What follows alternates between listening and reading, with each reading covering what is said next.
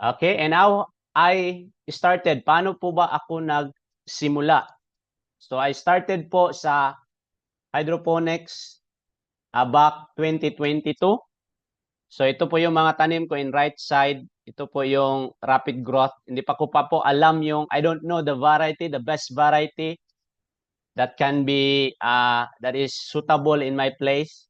So I started with 18 heads, cups with 3 box, 6 pieces or 6 heads per box. That is last 2022. And then I try also sa ating lupa. Malayo po yung difference nila sa lupa at saka sa hydroponic. Kasi sa lupa, organic po yung gamit ko. I use vermicast and then hydroponics. And then I compare. Mas maganda yung sa hydroponics kasi maybe synthetic pa siya. And then I started selling my lettuce sa aming kapitbahay, sa labas ng daan. And from then on, nakakaroon ng income kahit pakunti-kunti. And then I expanded it to another greenhouse. My greenhouse is 3 meters by 5 meters. Ito yung isang greenhouse po. So I multiplied it to from 3 box, 18 heads to 50 pieces, 50 cups, 50 heads. So, and then I expanded a little bit to 150 heads po sa ganitong setup. This is last year, 2020. No, 2023. This is 2023 na simulan. So, different varieties po. Nagsubok po ako and then ganito yung mga harvest. So, I tried also organic versus synthetic. Nandoon po in the YouTube ang aking mga tutorials. And then, I also made a vertical NFT. This year po yan nasimulan, nag-innovate. And then, yan po ang isa sa nakita ko kapag small space po yung lugar nyo, pwede nyo pong gayahin yan. 6 layers po yan. And that is all 120 heads. Sobra 120 heads. So all in all po mga kabakyard, meron po akong 300 heads. From 18 heads to 300 heads. So nagsimula po ko sa maliit and then I observe po sa market kung saleable po ba yung lettuce dito sa amin. So that's how you start po. Subukan nyo muna sa maliit. And then let's subukan nyo and then watch if there are market that we're going to buy sa lettuce nyo po. And then right now, that's how I started po sa journey ng hydroponics. So, introduction to hydroponics po. We need to learn this kasi nung una po, wala po akong seminar. So, do it yourself, ginagawa ko. I studied in YouTube and then Google and then trial and error until to the point na meron po akong na-come up na best practices and I will be sharing that to you. Hydroponics is a method of growing plants without soil using nutrient-rich water solutions instead. This innovative approach allows plants to grow faster, produce higher yields, and thrive in controlled environments. Whether you're an urban dweller with limited space or someone passionate about sustainable agriculture, hydroponics offers a practical and efficient solution. Huwag po kayong mag-alala mga kabakyard kasi itong mga topic na ito andun po sa starter guide. Okay po, I'm just expounding it dito po. So doon po sa free starter guide nyo na ebook, send ko po sa inyo, andun po ito lahat para po mas makita nyo may handbook kayong hinahawakan and then meron kayong ditong video. So, in short po, ang hydroponics ay tinatawag na nagtatanim ka sa tubig. Hindi ka nagtatanim sa lupa. Sa tubig po tayo nagtatanim. At tinatawag po itong controlled environments kasi merong greenhouse, hindi mauulanan. So, napaka-importante po yan. So, hydro means water. No? Sa water siya tumutubo. And then, why choose hydroponics? Sa mga bago pa po, bakit po pipiliin nyo po itong hydroponics? Because number one, it is space efficient. Hindi po ito nagre-require po ng malaking farm. Perfect for small apartment, balconies, greenhouses. So it is good for urban farming, like mga sa syudad po, sa city. It is water saving, uses up to 90% less water compared to traditional soil farming. So mas matipid kasi sa tubig, no? Kasi yung water mo, yun yung ginagamit mo doon sa papatubo ng plants. Meron lang nutrients. Faster growth, no? Compared sa mas faster po ito, 30 to 50%. And they're year-round gardening. And ito, wala pong season kasi naka-controlled environment, naka-greenhouse po ito. So, ibig sabihin, every month pwede po kayong magtanim. Wala pong season-season. Please, kung masyadong mabilis, if I am too fast po, just comment po. No? Or kung mayroon kayong di maintindihan mga kabakyard, just ask question later po and then i-address po natin. Okay pa po ba tayo kabakyard? Yes, okay po ba? Please comment, just comment okay and then we'll continue. So these are the types of hydroponic system. Sa mga hindi po nakakaalam, meron pong system na tinatawag na wick system. Itong wick system po ay tinatawag na Kratky. So Kratky po ito. Ang ibig sabihin, no, naka-stay po yung water, not moving. And then yan po yung tinatawag na wick. Parang yung lampara no wick system, yung meron lang siyang tinatawag nito. Yung tinatawag dito sa amin sa Pilipinas, yung lampara na humihigop ng oil and then merong ilaw. That is wick system. Meron tinatawag na NFT, Nutrient Film Technique. Ito po ay ginagamitan po ng pump. And then dumadaloy sa system and then pabalik din sa pump. Meron tinatawag na drip system. Itong drip system, mas best po ito sa mga fruit-bearing po na mga plants like like kamatis, tomato, and cucumber, melon, bell pepper. That's the best drip system. We have also deep water culture. They have most the same with wick system. Pero itong water culture deep water is mas malaki po ito, malakihan. Ang ebb and flow is almost the same with nutrient NFT or drip system na nag-combine. And then ang aeroponics, yung hangin, no? Yung mga tower type na mga klase na hydroponic system. So aeroponics po yung air po yon. Mas maganda din yon kasi mas mabilis yung tubo kasi yung hangin at saka nutrient na nagkakaroon ng oxygen yung roots. So mas faster po ang growth noon. But there are advantages and disadvantages with each system.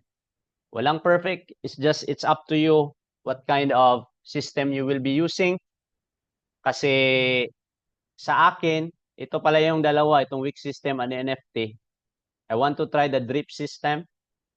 And yeah, just the drip system. I am contented with these 2 or 3 types. It's up to you. You can study more about that and see what is best or suit yung gustong-gusto mo talaga sa hydroponics. Pero as a beginner, kasi nagsisimula ka pa lang, you start with wick system. And that's my advice to those who will be starting. Yun din yung advice sa amin sa mga nagsisimula para makuha nyo yung practice before po kayo mag-try sa ibang types po.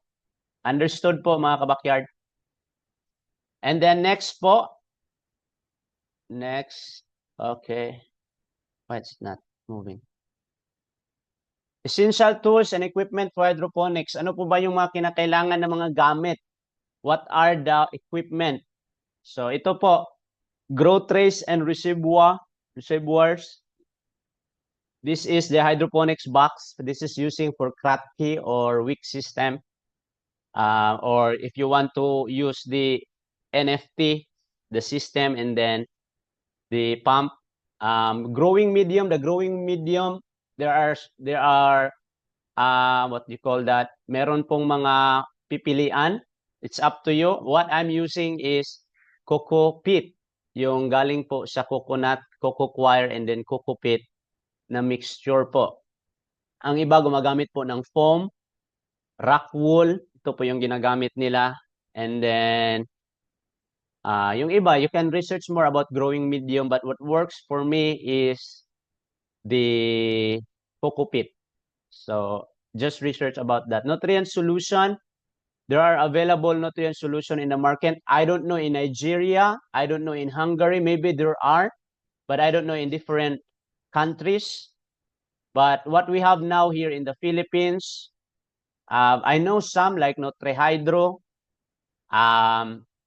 There are, what do you call that one? Master Blend. And meron din ginagamit yung iba, yung kay Katanim Kiss solution. And then different other solution of A and B. But these are big in the market, so you can try them.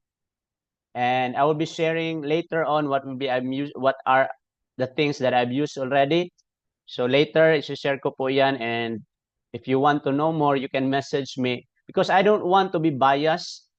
I don't want to be biased in other company or other product. Because most of them have the same results. Or maybe mag-vary siya, pero konti lang. But they're working. Okay, they're working. So the pH and EC meter, I use this one. You can research that. pH meter, pH pen meter, 5-in-1. So you can use that just one. Ito na po yung ginagamit ko kasi this is better than others.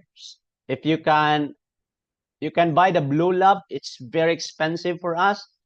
It costs 3,000 to 5,000 for that one. The Blue Lab pH pen meter. It's so expensive. Maybe if you can buy, kung kaya nyong bilhin, mas maganda po yun.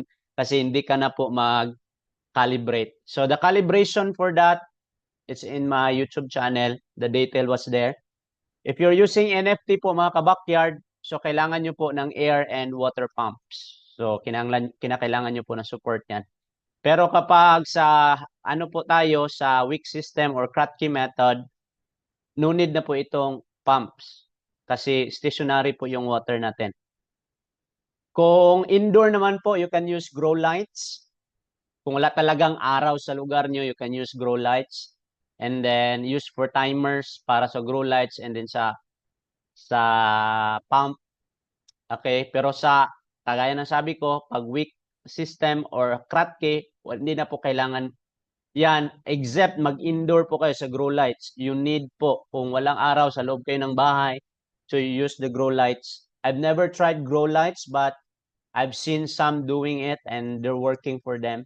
I don't want to try because mainit na po dito sa amin and it will cost us more kapag magsubok pa ako ng ganyan. Net pots or just, pero meron lang kayong option kung wala talagang init sa lugar nyo, wala kayong lugar, so you can do indoor hydroponics. Net pots or styrofoam cup. I'm using styrofoam cup here kasi it works for me. And yung heat ng panahon, the sun heat, no, hindi po nakaka-apekto. The net pots, I've never tried it, but you can try the net pots, yung nilalagyan po nila, yung maliit po na ganyan.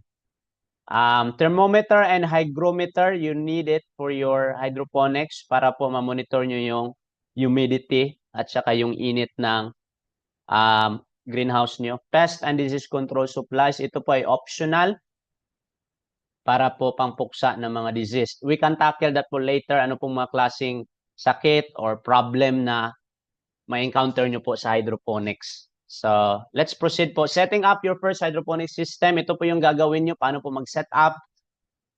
Step 1, choose your hydroponic system. So, yung system kanina, yung wick system or Kratky, NFT, drip, deep water culture, and then aeroponics. It's up to you. But if you are a beginner, you start with wick system or Kratky method. Okay po? Start there. If you are expert dyan, then you can start in other system. Okay po? Choose your hydroponics. Pili po muna kayo anong klase Kratky. Kratky po muna. Pero kung may pera kayo and gusto nyo mag-trial and error ng sarili nyo, you proceed to NFT. Okay? Step 2, select a suitable location. So ito po yung isa sa pinaka-importante. Maghanap po kayo ng lugar nyo na naaarawan. At least up to 6 hours po. 6 hours na babad sa init. At least. Para po maganda po tubo ng lettuce nyo. Kasi pag hindi nyo gawin, maglilege po yan. Hindi po maganda yung health ng plants nyo. Mataas po, napakahaba kasi kulang ng araw. Select a suitable location. So kapag nasi-shade po yan, paputol niyo pong kahoy. Talagang babad po sa init. Okay po. Number 3 po, step 3, assemble your equipment. So sa Kratky, you need the box only. That box na pwedeng mag-hold ng water. And then holes po, merong yung takip, merong mga butas. And then that's it. And then your parameters, the pH meter, and then the nutrient solution. And then of course, your greenhouse. Okay po. Assemble your equipment. Your greenhouse una, yung merong UV plastic. Okay po. Alam naman po naman siguro natin ano yung greenhouse. Parang bahay. Everything that is green will grow in that place, kaya tinatawag siyang greenhouse. So the UV plastic that you're going to use is 200 micron. If you want to know, just message me and I will send you the link if you are in the Philippines. I will send you the link what I've used na makapal na hindi basta-basta masira. Medyo may kamahalan siya pero worth it. In different nation like in Nigeria or Hungary, just use 200 micron, buy it in your hardware or whatever, wherever, 200 micron, and use that in your hydroponics. And then you use the net sa gilid. In your side, use the net for the pest to control it. Okay? Assemble your equipment. If you're planning NFT, this is how you do it. So you need that kind of system. Just learn another tutorial in YouTube. There are so many tutorials about setting up in this kind of system. But I'm just showing you what to do. Okay po, I can't explain it everything here what to do. But I'm just giving you an idea or the process of doing it. Step 4, prepare the nutrient solution. So ito po kailangan nyo, the nutrient solution. You can use yung may A and B. Actually, you can mix your own if you can research how to mix your own. Okay po. Hindi naman siya ganun kahirap, pero it will take time in perfecting your formula. So, prepare a nutrient solution you can buy in the market. As I've said, meron pong available in the market. Merong Master Blend, merong Nutrihydro, merong Key Solution, and others, and many more. Many more. So, later, if you want to know, just message me what kind of nutrient solution are best as for me. I cannot share it to you here. Just message me privately and I will send it to you what is my opinion according to my experience. Just not to be biased. Step 5, start seedling or transplant. So kapag na-set up na lahat, and then run through nyo na kapag pump yung gamit nyo or in NFT, na-run through nyo and it's all okay, then you start seedling or planting. So ito po, ginagamit niya seedling tray, and then merong kukupit po sa loob, and then doon po naglagay ng seed sa loob po. So maglalagay po ng seed, paano magtanim po? Magbutas lang kayo dyan, lagyan nyo yan ng kukupit lahat, butas kayo sa gitna ng konti, the same size sa seed, ilagay nyo lang, and then takpan, and then tabunan po sila ng whatever para lang hindi masikatan ng araw. After 2 days, tutubo na po yan. After 2 days. And then you place them in the sun. Kapag lumaki na sila, then you can transplant them sa kanyong grow box na. Doon na sila lalaki. Okay po. Step 6, test and monitor the system. So, iti-test nyo po kapag nangyari po para po, especially kapag ganyan, kapag NFT type. Okay po, nutrient film technique. Kapag ganyan, kailangan po yung iti-test kasi merong pump. Baka po mag-aberya, baka magkaroon ng problema. There is problem, so you need to test and monitor the system. Step 7, introduce plants to the system. So kapag malaki na, take note of this, kabakit, I'm saying it to you. They from tubo na po, no, from germination na po, from that day to day 6, enough pa po yung water na kanilang pagkukunan ng nutrients. But day 7 hanggang day 15, kinakailangan na po nila ng nutrient solution. And then from day 15, ta-transplant nyo po sila sa grow box or sa system na po. Para tuloy-tuloy na yung tubo nila. Okay po, you introduce the plants to the system in day 15. If you have question mamaya, just ask question po. And then nutrient management, ano po yung ba yung management sa nutrient? Ito po, take note of this mga kabakyard, no? Yung nutrient management. Understanding essential nutrients. So meron pong dalawa tinatawag na macronutrients. Ito yung NPK. Kasali yung calcium, magnesium, and sulfur. Micronutrients, iron, zinc, manganese, copper, boron, molybdenum. So very important ang macro. Ito po yung NPK. Nitrogen, phosphorus, and potassium. So, that's why kapag ano kayo ng sarili nyong nutrients, dito po kayo nagbe-base sa macro and micronutrients. We need to understand that. So, ang tip po dyan ay use a balanced hydroponic nutrient solution specifically designed for your chosen crops. So, ito po yung yung challenge po sa mga gustong gumawa ng sariling nutrient. Pero meron pa naman po tayong available in the market. So use that. Kasi yan po ay already formulated for lettuce. Gamitin nyo yung para sa lettuce. Okay? Para sa lettuce. Kung sa master blend man, meron silang formula yung sa amount po ng mixture magbabari kung para sa leaves lang or plants like lettuce and pichay or para sa tomato and cucumber, iba po ang klase na formula ang gagamitin doon. So, you research that kasi meron naman pong available online yung paano mag-balance ng nutrient solution. Okay? So, specific po na klase ng solution, meron po silang tinatawag na, anong tawag dyan? Meron silang manual po paano gamitin yung kanilang nutrient solution. Number 2, mixing nutrient solution. Ito po yung isa sa pinaka-important po na i-take note nyo po. Number 1 po, siyempre magkaroon kayo ng reservoir, meron kayong container para doon po kayo mag-mix. Fill the reservoir with clean water. So a container, punuin nyo po ng clean water. And then add the hydroponic nutrient mix as per the manufacturer's instruction. Then, i-add nyo po yung solution A and solution B, the same amount po. Per liter is 2 ml each. Now, solution A, 2 ml, solution B, 2 ml, and then i-mix nyo po siya dyan sa water. Per 1 liter of water, 2 ml solution A, 2 ml solution B. So, kung 5 liters, multiply lang ng 2. So, 10 ml, 10 ml, yan po yung imimix nyo dyan. Depends kung gaano karami yung solution na kailangan nyo para para doon sa hydroponics nyo po. Stir thoroughly to ensure even distribution and then stir nyo po para mag-mix siya. Then, i-test nyo po yung EC and pH level.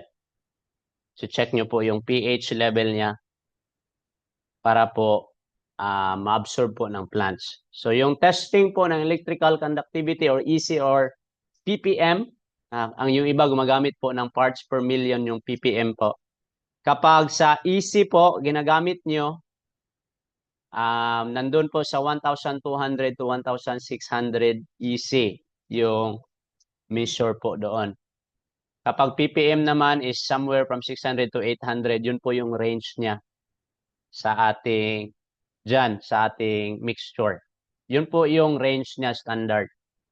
Ang pH naman sa lettuce ay 5.5 to 6.5. So dapat yun nandun kayo sa loob ng range 5.5 to 6.5. But if you want to be safe, go in 6.0 pH level para po sa lettuce. It is slightly acidic po para sa lettuce. Yun po yung gusto ng lettuce. Kasi hindi niyo po yan nakuha properly, hindi po maganda ng tubo po yung plants nyo. Ang iba ay nag-yellow. So, merong lacking, meron ding sobra. Hindi pwede sobra yung nutrients, hindi din pwede kulang. So, dapat na within range po tayo. Tip, ito po yung tip. Always add nutrients to water, not water to nutrients to prevent chemical reaction. So, yung nutrients po ang i-add nyo po sa tubig. Huwag nyo pong gawin baliktad or vice versa. No? Okay. Number 3, adjust pH level. Ito po yung in-explain ko po kanina. Ideal pH range for most hydroponic plants, especially lettuce, is 5.5 to 6.5. Okay, this is for lettuce.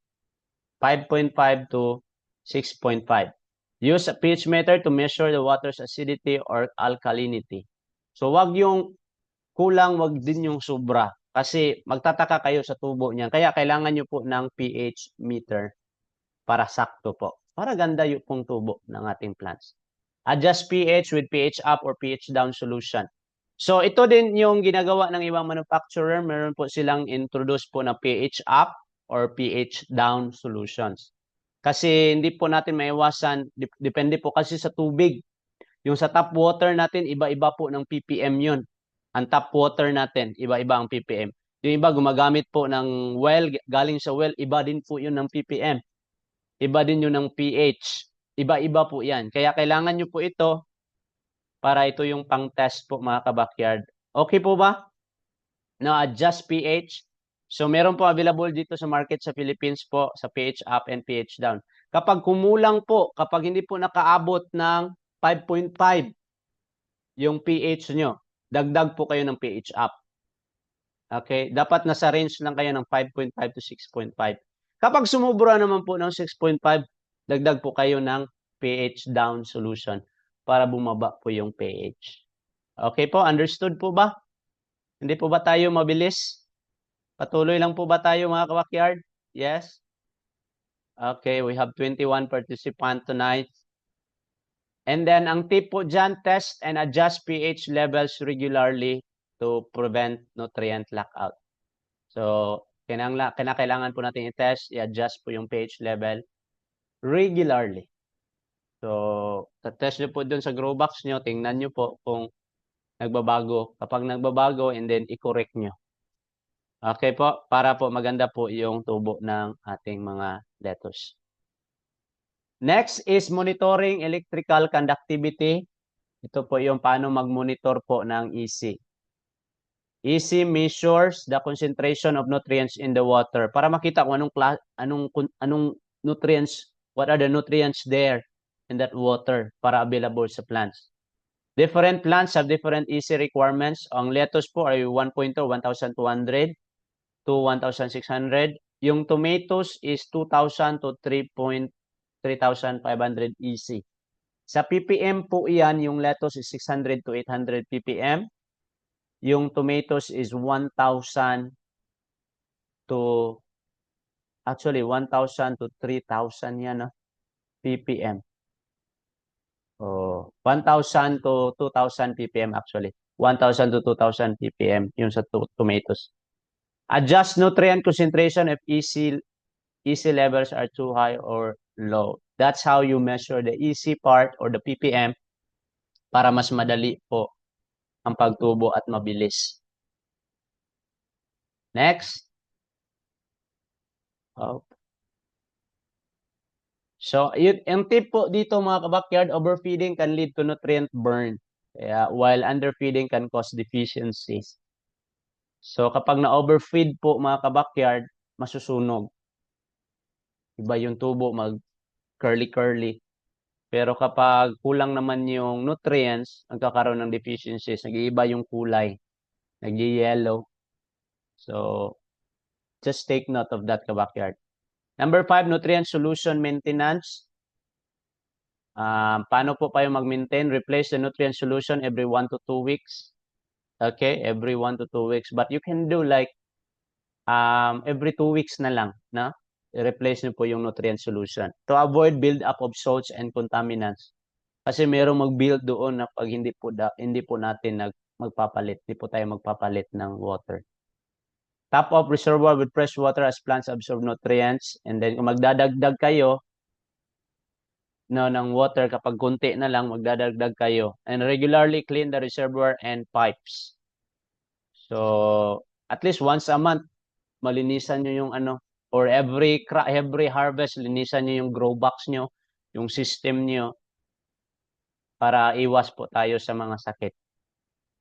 Okay? Keep nutrient solution temperature between 65 to 75 degree Fahrenheit. So, ito po yung tip po dito para hindi po magkaroon ng tinatawag na root rot. So, matatakil natin yan mamaya. Kapag mainit kasi yung tubig, magkakaroon ng root rot, no? Malalanta po yung roots natin kapag mainit yung water. Number 6, recognizing nutrient deficiencies and toxicities. So, ito yung, kita nyo yung mga dahon yan sa picture. Nitrogen deficiencies, yellowing of older leaves. So, kapag kulang ng nitrogen, yellow po. Kapag kulang ng phosphorus, ganyan. Kulang ng potassium. And then, kulang ng NPK. Yan po yung resulta ng mga dahon kapag merong kulang. Kapag calcium deficiency, yung dahon, the left curling or stunted growth. O, parang tao din, ano? No, pagkaganyan, no? Walang calcium. Nutrient toxicity, leaf tip burn, or unusual discoloration. So, merong tip burn. Meron talagang problema. So, mapapansin nyo po yan. Kaya kailangan po natin ng proper reading sa ppm or EC, yung EC kanina, and then yung pH level. Understood ka, backyard? Okay, troubleshooting common problems. Ano po ba yung problema sa hydroponics farming?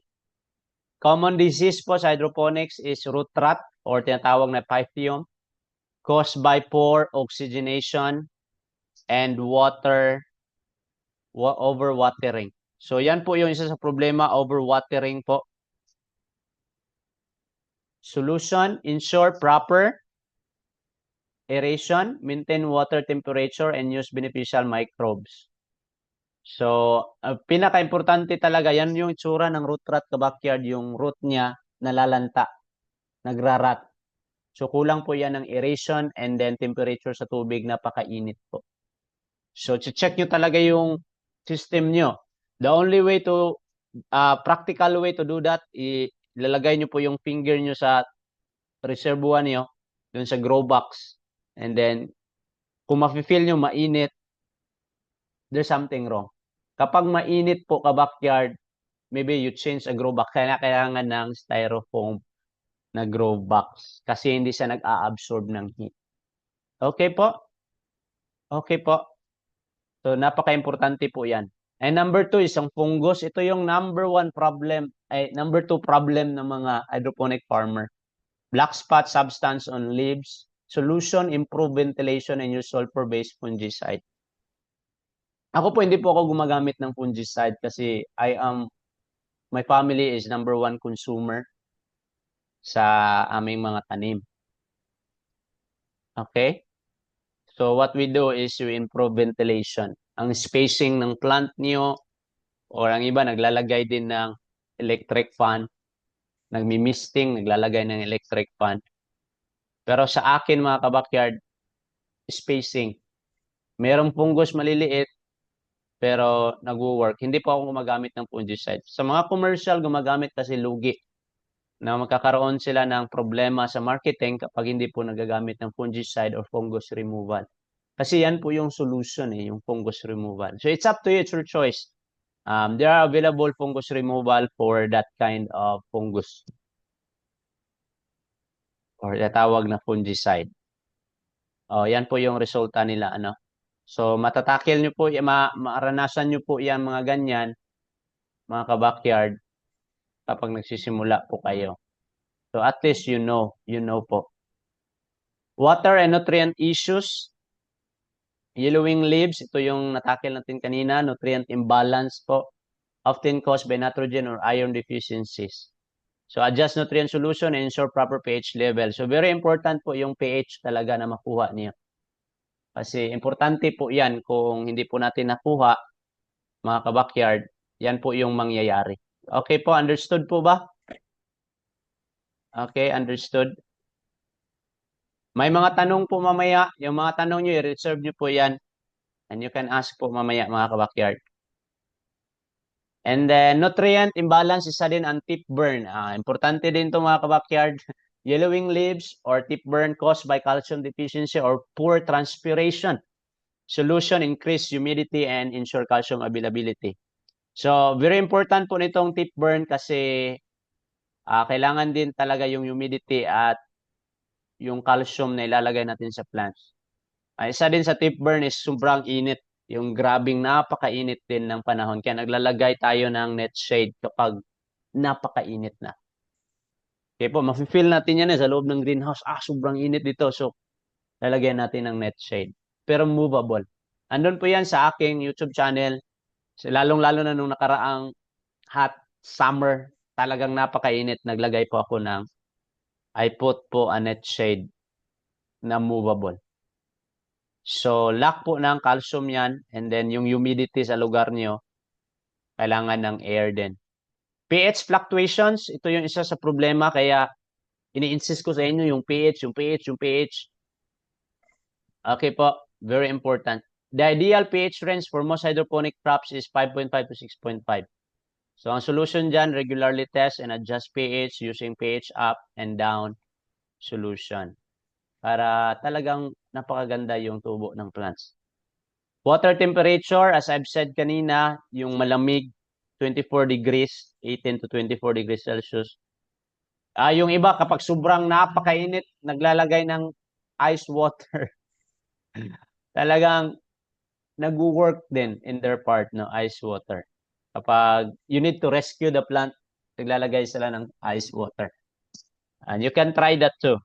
Wala namang mawawala sa ganyang mga trials.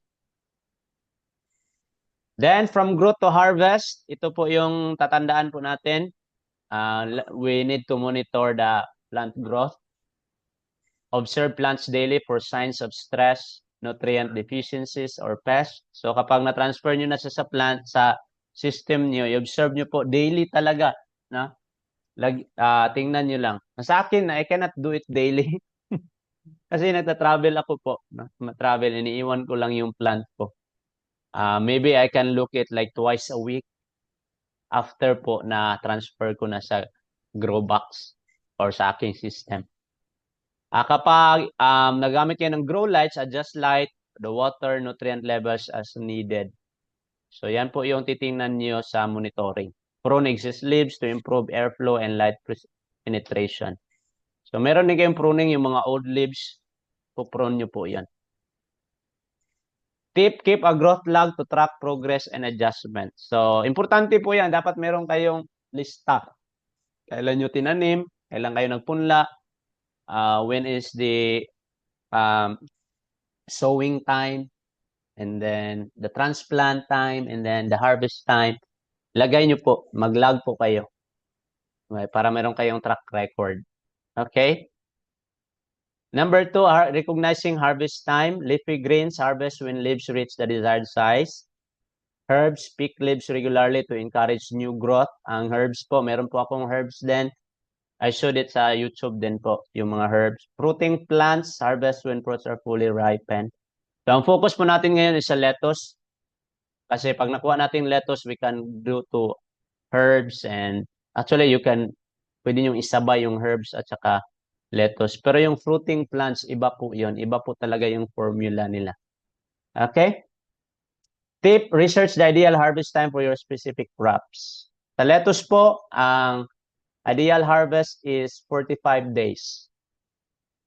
Actually, dapat mag-harvest na kayo within 40 or 42 to 45 days. Because meron pong variety na kapag beyond po ng 45 days, pumapait.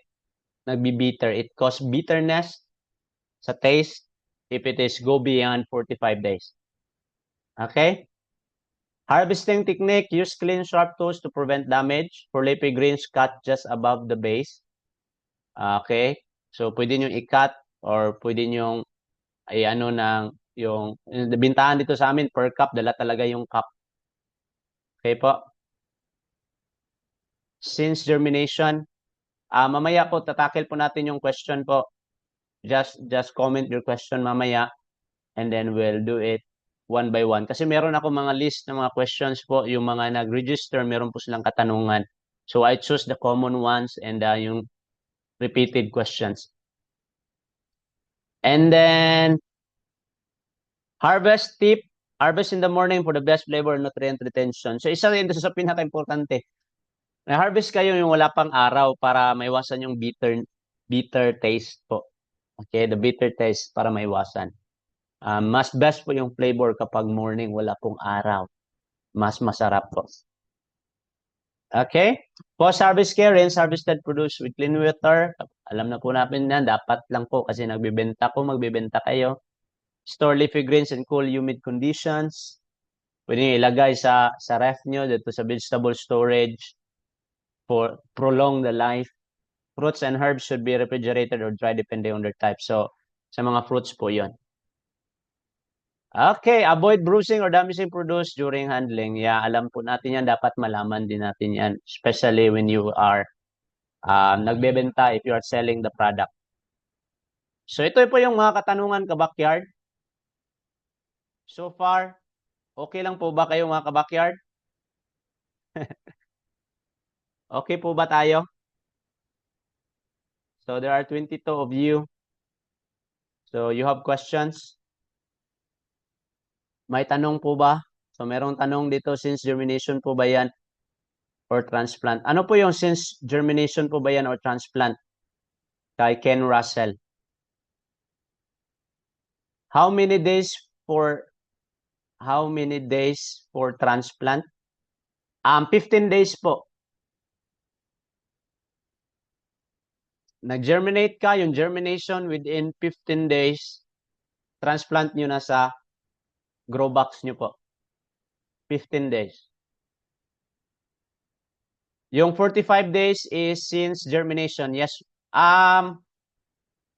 Sa akin is since sowing. From sowing po ang 45 days. From sowing. Okay. Yes, welcome po. So I'll proceed to question and answer mga ka-backyard. Meron po akong list dito ng mga nagtanong po during po sa mga nag-register. Okay, tingnan po natin po yung mga question po. Ang unang tanong po, ano ang kailangan i-consider bago mag-umpisa sa hydroponics? What are the things need to consider before you start hydroponics? Number one, budget. Do you have a budget for it? No? Mayroong katanungan din dyan mamaya, magkano po ba yung budget? No? And then number two is yung place. Naaarawan ba yung lugar? Meron ka bang lugar na naaarawan at least 6 hours? 6 hours naaarawan. So, i-consider nyo po yan. That's very important, the place. Okay? And then number two, the market. Kung pang-konsumo, okay lang.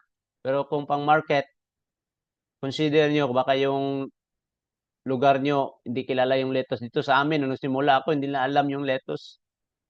Yung alam lang, yung iceberg. Pero yung pang lowland na mga variety like Olmiti and ibang variety pang lowland, din na alam, ano yan, magugulay yan, lalagay ba yan sa sabaw? Kasi sa amin dito is nasa mountainside kami. Mahirap ang market dito kasi yung mga tao hindi masyado ganito sa lettuce. Parang bago pa sa kanila.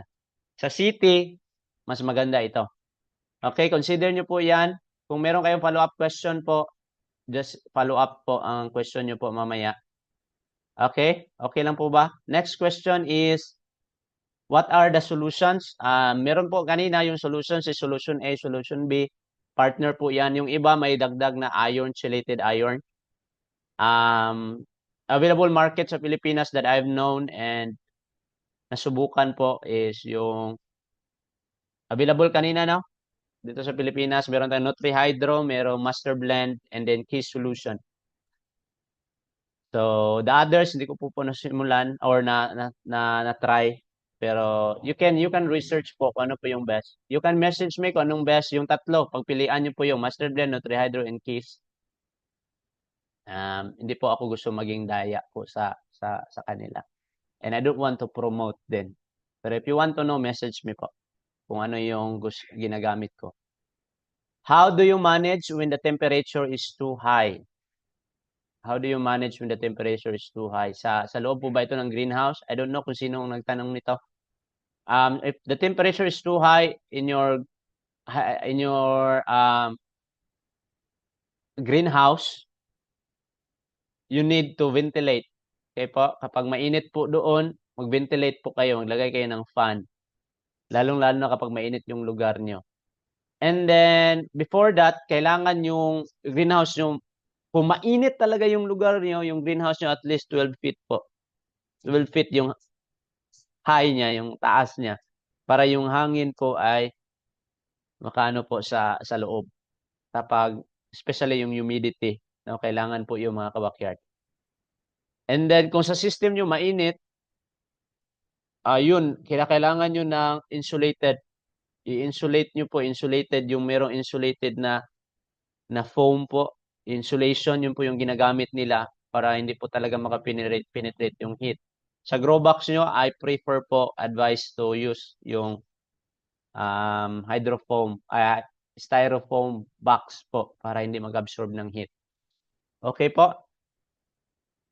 Ano yung mga important na chemical parameters to monitor in hydroponics? So, yung parameters na ginagamit natin, yung pH pen, EC and pH pen meter. Yung 5-in-1 po para isahan na, hindi na kayo ito na naman, ito na naman, ito, nandun na lahat, set nyo na lang. May tutorial po ako doon sa YouTube po about how to calibrate, yung paano po yung gamitin. And then, ingredients and quantity per liter of water for lettuce. May spring onion, etc. Copy-paste ko lang ito yung mga tanong doon sa nag-register. Ingredients and quantity per liter of water of lettuce. Sa lettuce mga kabakyard ay tackle that kanina, 2 ml solution A, 2 ml solution B per liter of water. So, 1 liter, 2 ml, 2 ml. Sa lettuce po. Sa spring onions, I don't know, ibang usapan po sa spring onions po. Okay? You can try po sa the same sa lettuce, pero mag-iba po yung result niya. What are the most cost-effective system and nutrient solution for small-scale or beginner hydroponic growers? The same question here. Ikalawa, what is the simplest and most cost-effective hydroponic system I can set up at home as beginner? So, cost-effective system, you can use po Kratky.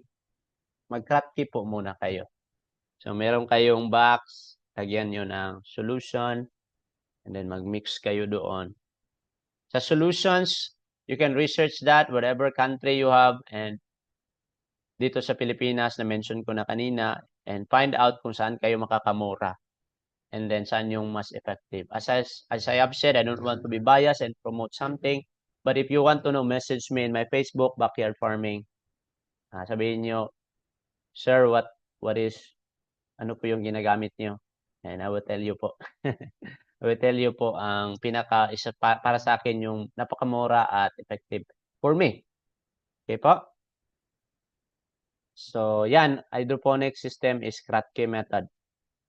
Next question is, what are the common problems encountered when doing hydroponics? So, natakil po yan natin kanina. It's just a recap po.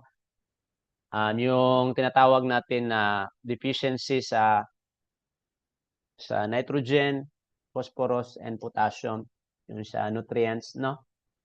And then mag-yellow po siya. And then tip burn, root rot, fungus, yan po yung mga problema natin.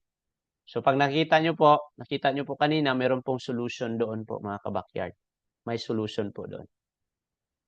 Next is, can I build or make a hydroponics grow box using scrap wood? Yes, of course. You can use that. Others are using it. I've seen it po. No? Kasi I'm part po sa ibang mga group sa Facebook na yun po yung pinopost nila. But it depends sa lugar nyo. Baka sobrang init ng lugar nyo. Or baka it will cost you more if you use the box, the styrofoam box. Pero kung alam nyo yan, and then lagyan nyo lang ng cellophane, it works naman po. So just test it. Just test nyo po muna. If it's working, then do it. Wala naman pong bawal sa farming. You can do it and search it for your own and trial and error. What is best for you? But you can, of course, you can use po scrap wood. Is the remaining stock solution from the reservoir can be reused? Yes, of course. But I'm not promoting. Hydroponics grower not promoting stock solution na nasa reservoir kasi meron siyang salt and other minerals na na ano po, na-activate din doon. Kaya nagre-replace tayo ng tubig. And then kung gamitin mo siya muli, hindi ganun yung effect. Lakas yung effect niya sa plants. Hindi ganun kaganda yung tubo. What I have done, pag meron po akong stock solution, I use it po sa aking pechay. Ginagawa ko po siya sa pechay, hindi po sa lettuce. Kasi yung lettuce market dito mas malaki kaysa sa pechay. So that's why I use new stock solution, a new solution. Yung stock gamitin niyo sa iba po mga kabakyard, pandilig. The timeline interval of planting in order to achieve weekly harvest and what kind of lettuce seed is best for selling. Okay?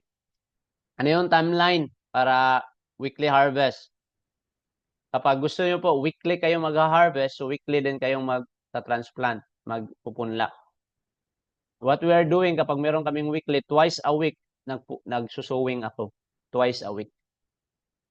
So, meron akong 300 lettuce heads as of now, 300 heads. What hold me to expand is the market. So, wala po akong malaking market kaya mahirap. Kapag may malaki akong market, I could go to bigger produce. So kapag sa inyo malaki yung market nyo, mas maganda po especially kapag nasa syudad kayo. So twice a week ako nagpupunla para po ma-achieve ko yung weekly harvest. Depende po kung gaano karami yung heads po ng plants nyo or ng lettuce nyo. What kind of lettuce seed is best for selling? The best for selling, number one is Olmiti. What I've learned is Olmiti is the best for me kasi hindi siya pumapait. It will not have a taste of bitter. Okay? Even up to 60 days from sowing, hindi po papait yung Olmiti. Use Olmiti, especially yung pelletized seeds. And you can try others, like different colors, yung violet. I use Scamander for violet color, red lettuce. I use the Scamander variety. As I have said, you can use others, but what is best? Olmiti. Olmiti, Strosa, Limambo, these are best for selling. Okay? Are we good? Are you typing your questions, mga kabakyard? Let's proceed. How much is money you need to start it? Magkano bang puhunan? How much? Depende kung gaano kalaki yung sisimulan nyo po, kabakyard. No? Kung gaano kalaki. As for me, meron akong 6 heads dati, ay 18 heads nung simula ko plus the greenhouse and all the solutions and then the parameters. More or less 5,000 po. More or less 5,000 nung nagsimula po ako ka-backyard. Kasi meron akong greenhouse. So yung greenhouse ko is 2 by 2 noon, 2 meters by 2 meters. Napakaliit just to start yung startup ko po ka-backyard. I just want to learn. And then when I learned, I expanded po. So it depends kung gaano kalaki. And then kung saan kayo bumibili ng mga materials, magdidepende. Maybe more or less 5,000 sa startup. Okay? What are the best practices for maintaining water quality and preventing root rot burn disease in closed-loop hydroponics system? Best practices po, yung nasabi ko po kanina para maiwasan yung root rot, yung malalanta yung ating mga ugat is yung system na ginagamit nyo, dapat insulated. Kung nagamit po kayo nung pipe na 3-inch na yung bilog, hindi yung downspout, yung bilog, balutin nyo po, kapag mainit ko po yung lugar nyo, balutin nyo ng insulated. I-insulate nyo po yung foam na mag-insulate sa kanya. And then, doon po kayo magbutas para hindi po mag-absorb ng heat. Kaya, best practice po talaga yung hindi nag-absorb ng heat yung gagamitin like styrofoam cup, styrofoam box. Okay po? And then, yung sa system nyo kapag NFT, i-insulate nyo po para, especially kapag mainit. And then, kung sobrang mainit, then lalagay kayo ng net shade. Okay? Kasi yung temperature ng tubig dapat malamig. Kapag ilalagay nyo yung yung kamay nyo dun sa may tubig, sa box nyo, o sa reservoir, dapat ma-feel nyo, malamig. Kapag mainit yan, delikado po yan. Mag-root rot talaga yan. Okay? How many dash should I harvest? Or dash means day after sowing. So day after sowing is 45 days na after sowing. So 45 days. Yes, 45 days for most varieties. Sa lettuce, you can do beyond kasi hindi sa Almiti, you can do beyond 45 days kasi hindi po siya pumapait. Is there available online supplies for the materials used in hydroponics? Yes, in the Philippines, there is. I've already mentioned that earlier. I don't know in other country, but I believe you can search for that in your own country. Or if not, you can make your own. I believe there are agricultural products in your part. You just need the NPK and then mix it on your own. Research what is needed for lettuce and formulate on your own. You can do it. Okay po. Paano o kailan hindi nagiging mapait ang hydroponic lettuce? So when po nasasagot ko na po yan kanina, if it is beyond 45 days. And kapag nag-harvest kayo ng sobrang init, pumapait po yan. Okay? Next, the benefit of hydroponic farming compared to traditional farming. It's already been tackled earlier kasi space efficient siya and then marami po siyang benefits and advantages lalong-lalo na kapag sa urban or sa city. Traditional farming, you need the big lands. Okay? You need soil. You need a place, but big place. But hydroponics farming, small place, small space, as long as there is sun, heat of the sun, that will work po. And lastly, do you have hands-on training on hydroponic or vertical farming? As of now, wala pong hands-on like dito, but I have tutorial in my YouTube and I will be sharing mamaya sa inyo. I will offer something po sa inyo after po itong ating question and answer. I will share a little bit about that mga kabakyard. So follow-up questions, kabakyard. Do you have questions? Naitanong po dito si Ola Oyu from Nigeria, I think. Thank you for this beautiful presentation. These are my questions. Can wick system be used for tomatoes planting? How does pollination occur in greenhouse? Oh, this is for plant bearing fruits. Can wick system be used for tomatoes? Yes, it can be used for tomatoes planting, sir. The wick system. It will work. It will work. I've tried it in my tomato and it worked. It depends on what kind of variety of tomatoes. But the formulation for tomato versus lettuce, there are different. Like sa EC, the PPM, and then the pH, there are quite different. So you need to adjust that using your pH meter. How does pollination occur in greenhouse? The pollination occur in greenhouse is manual, especially in cucumber. You do it manually because there's no bees there. Okay po? But there are variety of cucumber that don't need to use pollination because they're already built in. They already grow. They don't need pollination. Some variety of cucumber. So I hope it answered your question, sir. Tomatoes can work in wick system, but the most effective in fruit bearing plants is drip system. You use the drip system po. Kasi there will be no root rot in that kind of process. The disadvantage po of wick system, the longer the roots attached to the water, there is a tendency, the longer. Kasi kapag plants, fruit bearing, took like 3 months staying in that water. So the longer there is a possibility that will cause root rot. Kasi diretso po siya sa water. Kapag drip, if it use drip system, it's not direct to the water because there is a bucket of coco pit or what you put there as a medium. It will not, because it's just using drip water. So that's the advantage and disadvantage of wick system. And other question, pwede po ask about based on your experience, ilang days po sowing, germination, transplant to harvest? Kay Russell. Okay, Russell. Ang sowing is after 2 days, mag-germinate po yan. Nag-sow kayo ngayon, so 2 days after, mag-germinate po yan. And then from germination to transplant is 15 days. Okay po? After sowing, 2 days, germination. Germination to transplant is 15 days. And then transplant to harvest is 30 days. Kuha po ba, Russell?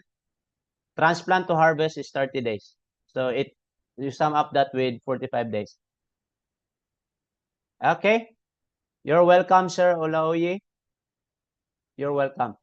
Carlo, kailan sa life cycle ng lettuce po mag-build up ng latex yung lettuce po? Kailan sa life cycle ng lettuce po mag-build up ng latex yung lettuce po? Yan po ba yung tinatawag nyo po yung sa kailangan natin magpalit, no? Magkaroon siya ng latex. It's during po sa, in my experience, maybe in 20 days to 30 days, nagbi-build up po yan ng mga latex doon sa kanyang sa growing box. Is that what you mean, Carlo Bacoba? Yung latex doon sa water? Is that what you mean? Kailan sa life cycle ng lettuce po mag-build up ng latex yung lettuce? Is that what you mean, Carlo? Yung magkakaroon na siya ng something salt sa water doon sa hydro box or growing box. Carlo, do you naririnig niyo po ba ako, Carlo? Okay. Are we good, Kabackyard?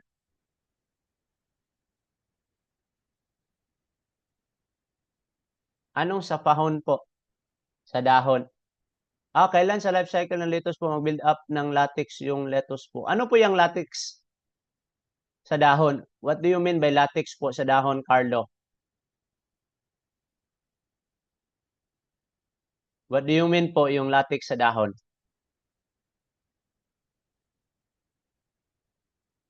Yung puting dagta na mapait.